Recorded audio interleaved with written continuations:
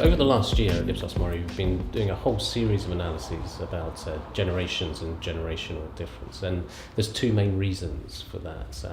Firstly, a better future for our younger generations no longer seems so certain.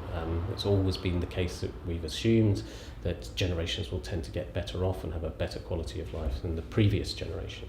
But that no longer seems so certain. Certainly in public opinion, people are no longer as sure about a better future for the young.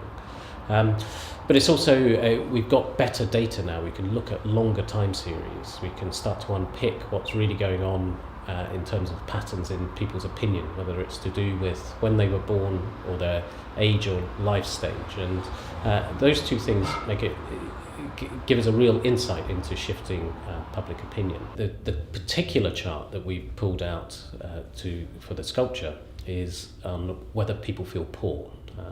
How they feel about their income, and particularly looking at the groups that are feeling poor and how that's changing over time. We picked out this one chart particularly because it illustrates that point of different perspectives, and the sculpture itself illustrates that very well, that you have to look at the data in a particular way in order to pick out the story and see how things are changing.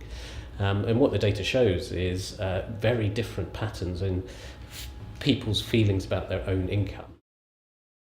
What that shows at a generational level is that, for example, the baby boomers have done very well, and they feel they've done very well. They're relatively least likely to think that they had a low income throughout much of the period, certainly until 2008 and the economic crisis. In contrast to that, at the other end of the spectrum, the youngest generation, Generation Y, they're still relatively new to this generational analysis, but at each point that we've measured them so far, they're the most likely generation to feel poor. And that's quite unusual, to have the youngest generation feeling poorer than the oldest generation for quite so long. The generational analysis has been great at revealing these patterns in data that's already there. Looking at it from a different perspective, generation instead of age, shows these other types of patterns, other types of trends that you wouldn't otherwise see. And the sculpture itself reflects that. When Ipsos MORI approached us, they wanted us to answer the challenge of coming up with a different and unique way of generating interest around their new programme of work, Generations. So originally it was talked about creating an animated infographic.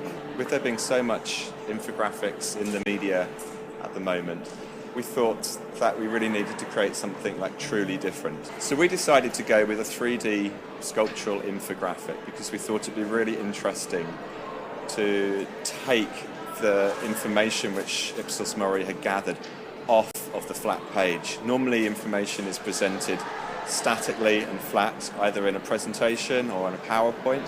So we really wanted to bring this information to life. So taking the idea of perspective literally, we created a sculptural infographic that presented an abstract cloud of exploded data.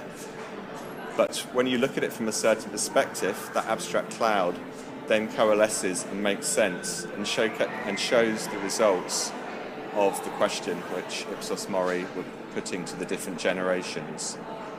So we thought that this worked really well because it also reflected Ipsos MORI's 40 years of experience, and it's that 40 years of experience which actually then makes sense of the data, much like the viewer of the sculptural piece does when they walk around the sculpture and the abstract information then suddenly coalesces into something which makes sense.